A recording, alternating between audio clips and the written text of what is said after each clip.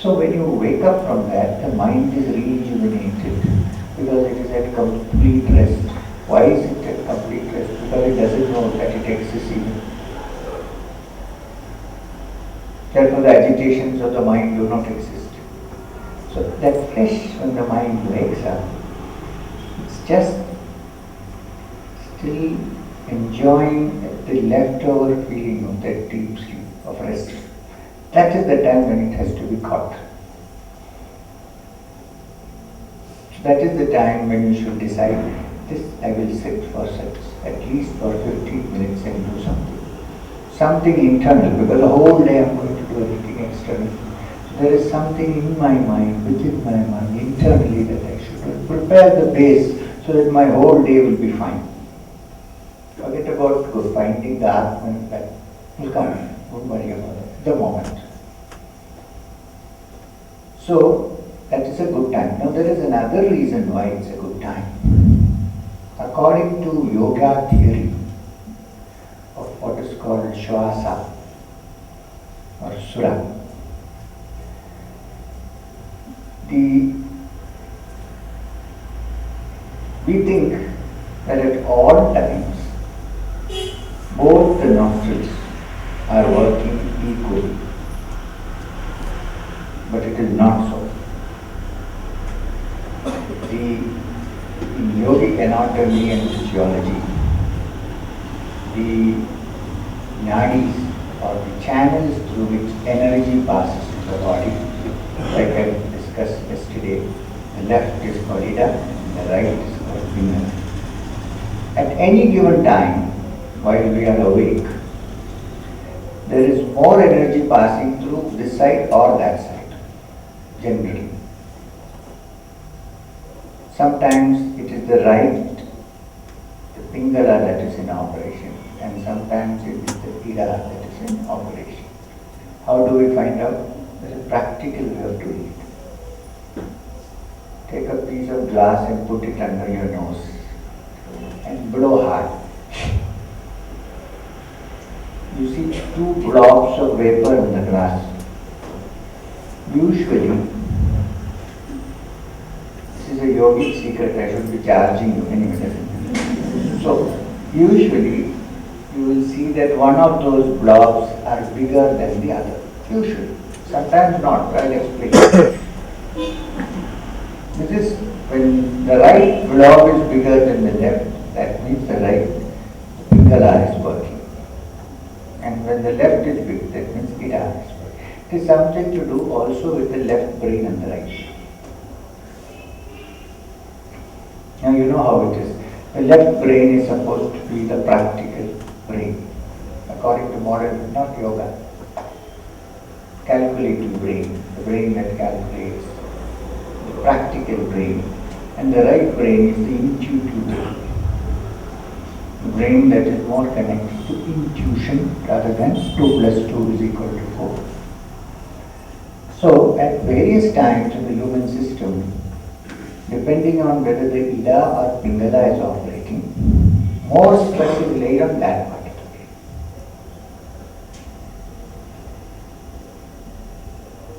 So, I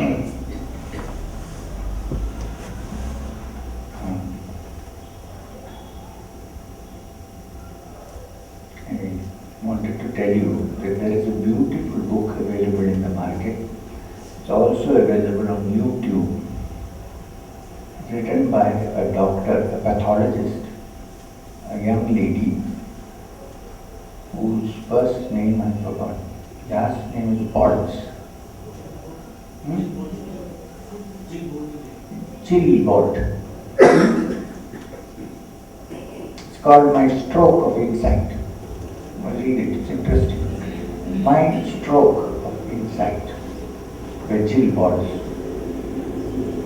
One time in her life, she suddenly got a stroke. You know what happens in a stroke? Some of the blood vessels of the brain burst. So that particular blood vessel in the brain burst and she was paralyzed on the right side. That means the left side of it is connected like this. So the left side of her brain was affected. was made non-functional for a while because of the blood clots. Of course, she got removed it afterwards and came back to normal at that time. But she was fully conscious of what was happening. And being in the medical profession, she was also a keen researcher and scientist. So in spite of that condition, which would unnerve anyone first, she was watching herself carefully. When the calculative brain, the brain which says, I am here and you are there, and the distance between you and me is about 12 feet. When that brain became paralyzed because of the clot, because of the hemorrhage, only the right brain, which is the intuitive brain, was functioning double than normal.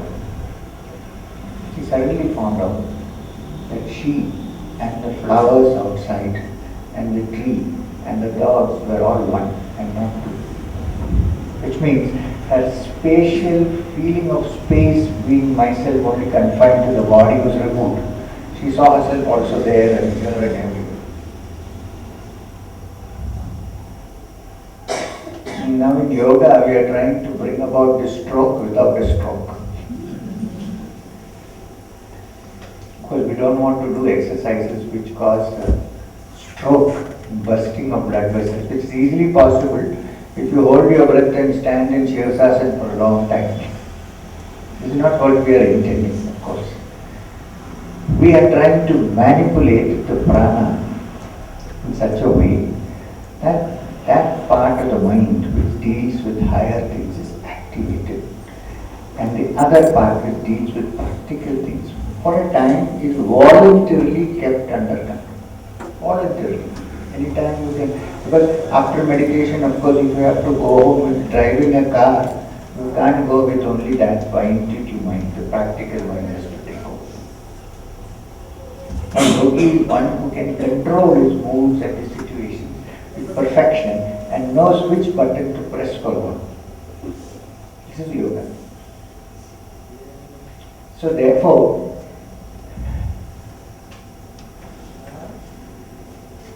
when the energies are flowing to the right and the left nadis, you perform these actions which are connected with physical, intuitional and so on. But when the energy is flowing through the central channel, which is called the Sushumna, which is from the bottom of the spine to the top of the head, passing through the spinal cord, then your mind opens up to things which are spiritual and higher than normal. Now that happens when both the right breath and the left breath are equal. In the Gita, Krishna tells Arjuna, you want to meditate and be free, sit in a comfortable posture, etc., etc. Fix your attention in the middle of your eyebrows and balance your prana and apana. Which means balance the energy that flows from the right and the left. When this is balanced, then the Sushumna Nadi opens. And then you are into the higher levels of consciousness, the essence which is within you, which is the source of all happiness. Like the musk deer which we described yesterday, which finds out that the musk fragrance is actually coming from within. Now what happens is, naturally, early in the morning, for about 36 minutes or so roughly, the Ila and the Pingala are balanced, the Prana and the Apana are balanced. So if you meditate at that time, early dawn, then natural, it is very naturally possible to tranquilize your mind. You are not tranquilizing, actually you are aware of the tranquility of the mind. Which is why the morning is prescribed. It also happens the same during midday. It also happens at dusk when the sun is about to set. So therefore in ancient times there were 3 sandhyas. Morning sandhya, noon sandhya and evening sandhya. I am sure many people are not even aware that there is a 3rd sandhya which is midday. That You're not even aware there is one Sandhya. Forget about the third Sandhya. And that practice which you do in Sandhya is called Sandhya Vandana. Going down to that Sandhya. The joining together of day and night, of noon and daytime, of the inner soul and the supreme soul, the inner and the outer coming together. That Sandhya is called Sandhya Vandana. Okay. So, say that I am going to fix a certain day, certain time of the day, preferably in the morning. When before the day starts and I get caught up in this rush, I will sit down and calm my mind, quieten, tranquilize it before I start the day. You have to consciously make a decision. Reason, many excuses will come. Suppose you say, okay, from tomorrow I want about how to meditate in a simple manner, we'll come to that. So tomorrow you decide, I want to meditate, I'm going to get up in the morning, whatever happens, even if I have a hangover, I will wake up and so on. And then I wake up. This is very interesting. You have woken up in the morning, your mind is very fresh, you will not meditate. Why? Because you think, such a nice, let me go for a walk. Walking is good, no doubt. But the mind will say, now let's go for a walk. Or I'll get up in the morning and suddenly realize, for many days I have not cleaned my desk. So, because the mind likes extroversion, to go out and do things outside. Coming back deep within, it has lost that natural tendency to do that. Because all the time it is outside. So you have to, in the beginning, be very strict with the mind and say, look, it's all right, but today I am going to meditate first. If you have your gold kit close by, don't even look at it. Tie a blindfold or throw it somewhere else.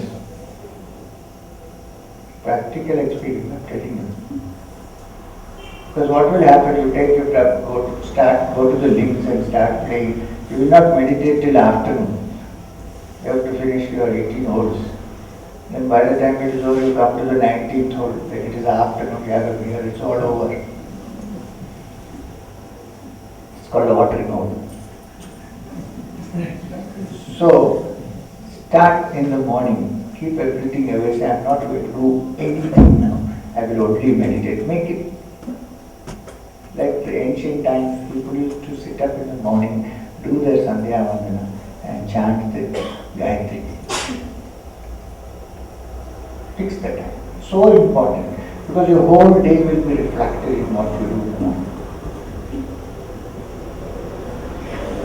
Okay. Now you have fixed your time. Then there is this normal question. Today is a practical day, so I am saying this. Normal question. People, should I have a bath before meditation? Or should I meditate and then have a bath? Doesn't matter either way, but I advise people, brush your teeth, go to the toilet. You like have a cup of tea. Because many people can't go to the toilet without a cup of tea. So do that. Brush your teeth, come back. Don't even go in for a bath. Sit down for your practice. The simple reason is sometimes when you go into the bathroom, you have to have a bath, you have to have soap, hammam soap, Malini is on the cover, so your mind is against it. So, finish your meditation and then go for all that. I'm not saying that you shouldn't sing in your bath, but you know what I mean. So, sit down. Now here are a few practical suggestions for those who find it difficult to sit down and meditate. 15 minutes, 10-15 minutes. Have a rug or an asana, which you don't give to anybody. Use it only for yourself. There is a reason for it. Whoever sits on a seat, on an asana, fills that asana with his or her vibrations. And if you give to somebody and get it back, that same thoughts will come back to you. So have a rolled up rug or something like this. You don't have to go and search for a tiger skin and all that. So I can't meditate, but I haven't still found a tiger skin. So find a rug, it is available in even Fab India. Get one. And use it, roll it and give it. Don't give it to anybody. Be strict about it. Then if possible, try to sit with a fresh set of clothes which are loose and comfortable. Please, skin-tight jeans are nice looking, but they're not good for meditation. Because they're tight, the whole skin, everything becomes tight. Have something loose. The karate dress is wonderful. So find something loose and have preferably a clean pair of clothes which you use for meditation. Even this much if you do, there will be a lot of difference. Also, if you wear the same clothes in which you went to sleep and sit down to meditate, I bet 9 times out of 10 you will not go into samadhi, you will go into shushupti, deep sleep. Because that sleep is there in your clothes.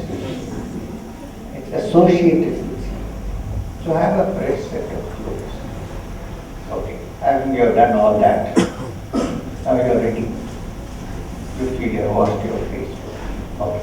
Now then the question comes, which direction should I face? Now traditionally, it is said face the east.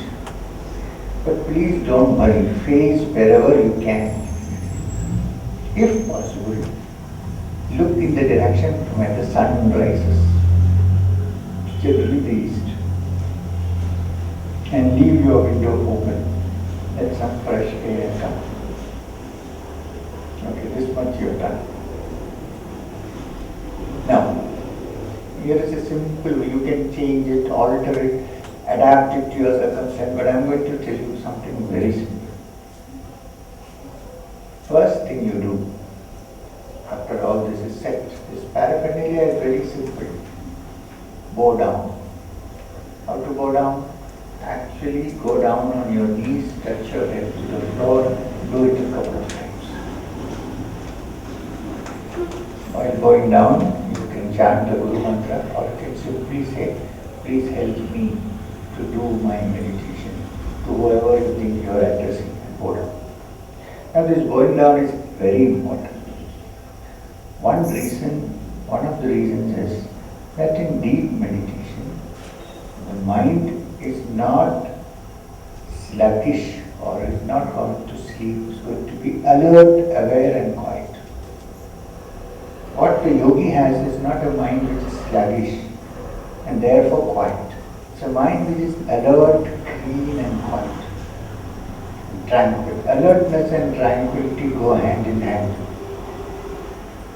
Awareness.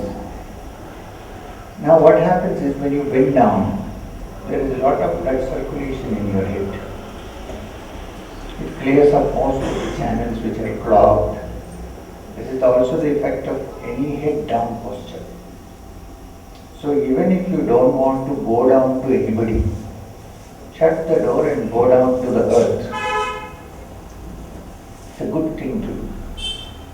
Why in ancient times, temples had small doors so that at least there was like we have this, we are very proud, we say, I don't bow my head to anybody. I say, fine. But shut the door and go down to the earth, there is no harm. It actually improves the circulation in your head. And if you do it 3-4 times, it is very good. After that you sit down to meditate, it's very calm and peaceful. Okay, so you have bowed down 2-3 times. Touch your forehead to the ground. It also connects the circuit of the energies of the earth to your whole system. When you bow down, see the posture that you are in. It's the same posture, if you put it this way, of the embryo sitting in the mother's womb.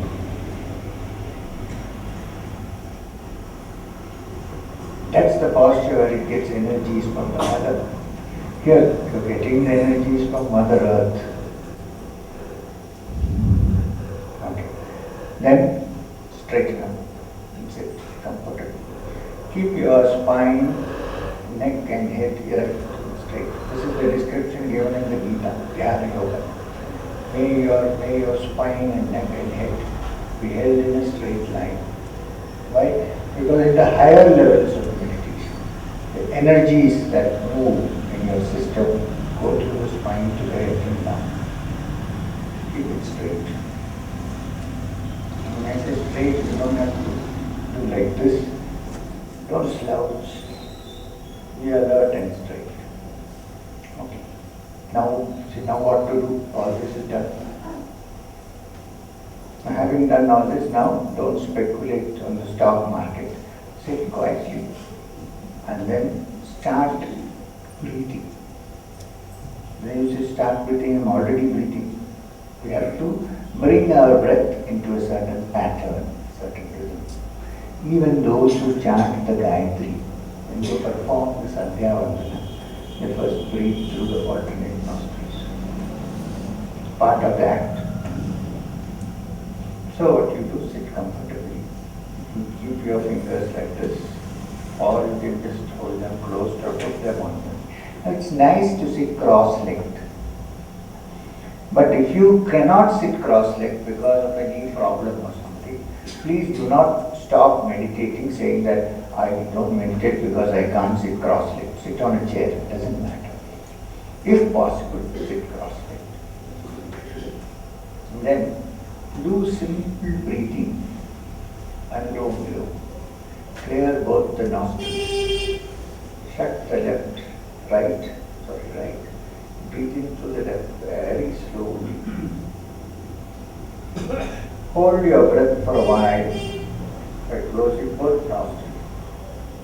Close the left and return the breath to the right. Slowly, very slowly.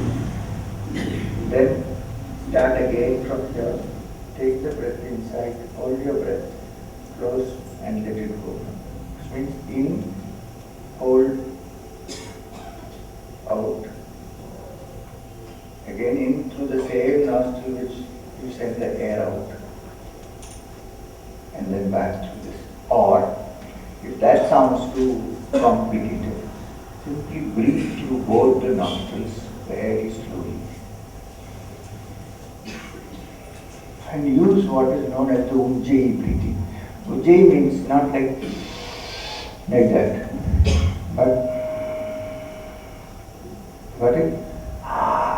but with the mouth closed. Don't breathe like that. Ujjayi, this is called. Breathing slowly and fill your lungs. Now, there is a defective mode of breathing, which is we think that when we breathe in, we must pull our stomach inside and expand the chest. You should also allow the air to go into your abdominal area, the diaphragm. Because of that, your tummy will not blow up, don't worry about it. In fact, the muscles will become stronger. Do I have a tummy? I've been practicing yoga from the age of 9. So, when you do this deep breathing, which is Ujjayi, when you breathe in either alternate or with both the nostrils, do it very slowly, not in a hurry. And while you do it, give complete attention to the breath. Which means normally we are not aware of our breathing, are we? No. We are not. It's going on automatically. Instead of that, while you are breathing, let your mind travel with the breath. Give complete attention to it.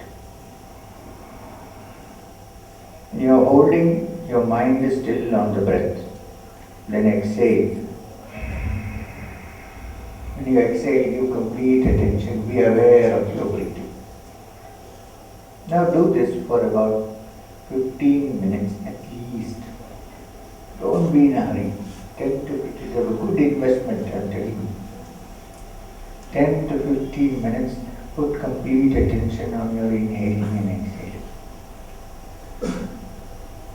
While you do that, you will automatically automatically feel that your thoughts are reduced, your mind has become quiet and tranquil. Okay. After 10 or 15 minutes, stop the deliberate breathing. Means let go. Let your breathing become normal. Then what do you do? Now there are two ways of doing it. There are many ways, but two simple ways. Fix your attention in the middle of your eyebrows. Sit quietly and chant long Om. Om, like this, and listen to the sound as you chant. Now, there are many people who like to think of the divine as a form, like Krishna, Shiva, Narayana. This is the time when if you believe in a God with form, divinity with form, that is the time when you can fix that form of the divinity in your heart center, here, inside your heart. Close your eyes, let it be there, and start and chant a mantra which is connected to that deity. If there is nothing that you have, simply chant Om. Now that Om need not be loud, it can be chanted in your mind. Keep chanting the Om.